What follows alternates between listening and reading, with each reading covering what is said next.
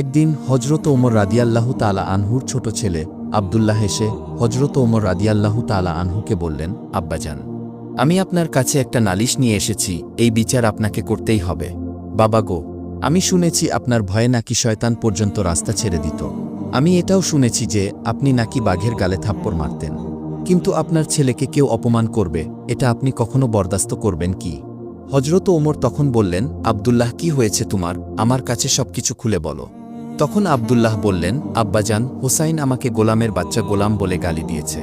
এই কথা শুনে হজরত ওমর রাদিয়াল্লাহু তাআলা আনহু অবাক হয়ে তার ছোট ছেলে আব্দুল্লাহকে জিজ্ঞেস করলেন, তুমি কি ঠিক শুনেছ যে তোমাকে হুসাইন গোলামের বাচ্চা গোলাম বলেছে? জবাবে আব্দুল্লাহ বললেন, হ্যাঁ, আমি ঠিকই শুনেছি। হুসাইন আমাকে গোলামের বাচ্চা গোলাম বলে গালি দিয়েছে। তখন হজরত ওমর রাদিয়াল্লাহু তাআলা আনহু বললেন, ঠিক আছে, হুসাইন যদি তোমাকে এই কথা বলে থাকে তাহলে অবশ্যই হুসাইনের বিচার করা হবে। পরের দিন হজরত ওমর রাদিয়াল্লাহু তাআলা আনহু নিজেই হজরত আলী রাদিয়াল্লাহু তাআলা আনহুর বাড়িতে আসলেন। তখন ওমরকে দেখে হজরত আলী রাদিয়াল্লাহু তাআলা আনহু বললেন, হে ওমর, আপনি হঠাৎ আমার বাড়িতে? জবাবে হজরত ওমর বললেন, হে আলী, আমি একটা দরকারে এসেছি। তারপর হজরত ওমর আলীকে জিজ্ঞেস করলেন, হে আলী, হুসাইন কি বাড়িতে আছে? জবাবে হজরত আলী রাদিয়াল্লাহু আনহু বললেন, হে ওমর, হুসাইন তার ঘরের মধ্যেই আছে। তারপরে হজরত আলী রাদিয়াল্লাহু তাআলা আনহু ওমরের কাছে জানতে চাইলেন যে ওমর, হুসাইনকে কি দরকার? তখন হজরত ওমর রাদিয়াল্লাহু তাআলা আনহু বললেন, হে আলী, হুসাইন আমার ছেলে আব্দুল্লাহকে গোলামের বাচ্চা গোলাম বলে গালি দিয়েছে। তখন হজরত আলী বললেন, হে ওমর, হুসাইন তো এমন কথা বলতে পারে না। ঠিক আছে, যদি হুসাইন এই কথা বলে থাকে তাহলে তাকে ডেকে আনছি। অতঃপর হজরত হুসাইন রাদিয়াল্লাহু তাআলা আনহুকে ডেকে আনা হল। হুসাইন আসার পর হজরত আলী রাদিয়াল্লাহু তাআলা আনহু হুসাইনকে জিজ্ঞেস করলেন, হে হুসাইন, তুমি কি ওমরের ছেলে আব্দুল্লাহকে গোলামের বাচ্চা গোলাম বলে গালি দিয়েছ? জবাবে হজরত হুসাইন রাদিয়াল্লাহু তাআলা আনহু বললেন, হ্যাঁ, আমি এই কথা বলেছি। এই জবাব দিয়ে হজরত হুসাইন রাদিয়াল্লাহু তাআলা আনহু আবার ঘরের ভিতর চলে গেলেন।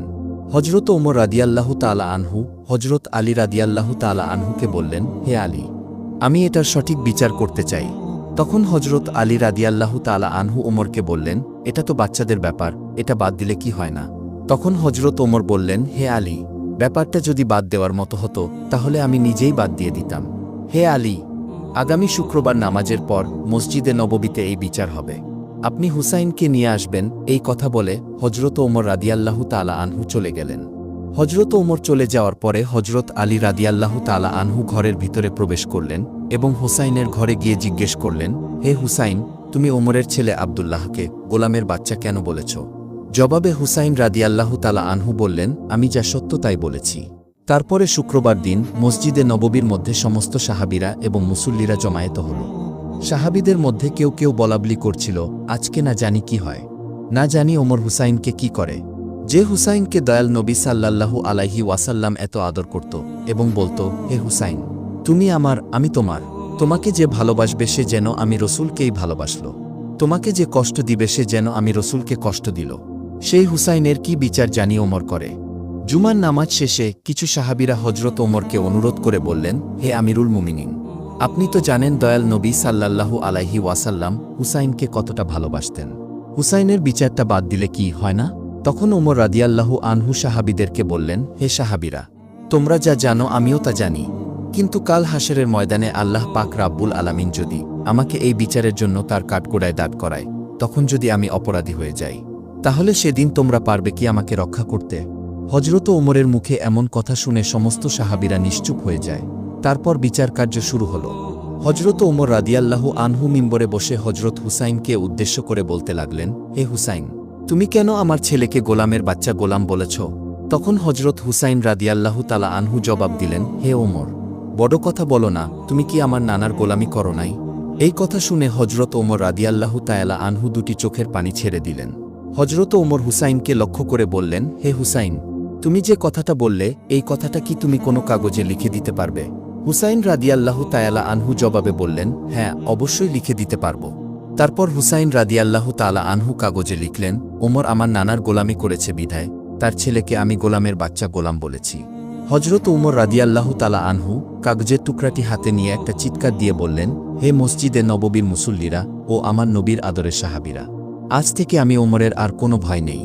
আমি ওমর যেদিন দুনিয়া থেকে বিদায় হয়ে যাব সেদিন তোমরা হুসাইনের লেখা এই কাগজের টুকরো আমার কাফনের মধ্যে জড়িয়ে দিবে, আমার কাফনের ভিতরে ঢুকিয়ে দিবে। কাল হাসরের ময়দানে যখন বিচার কার্য শুরু হবে, তখন আমি ওমরের কোনো ইবাদত বন্দেগী যদি আল্লাহর দরবারে কবুল না হয়, আর সেদিন যদি আমি বিপদে পড়ে যাই, তাহলে আমি আল্লাহ পাক রাব্বুল আলামিনের দরবারে হুসাইনের লেখা এই কাগজটুকু তুলে ধরে বলবো, হে আল্লাহ, হুসাইন বলেছে আমি তোমার বন্ধুর গোলামি করেছি, এই জন্য হলেও আজকে তুমি আমাকে ক্ষমা করো। তারপরে মসজিদে নব্বীর সকল মুসল্লিরা একসাথে নারায়ে তাকবীর দিয়ে উঠলেন।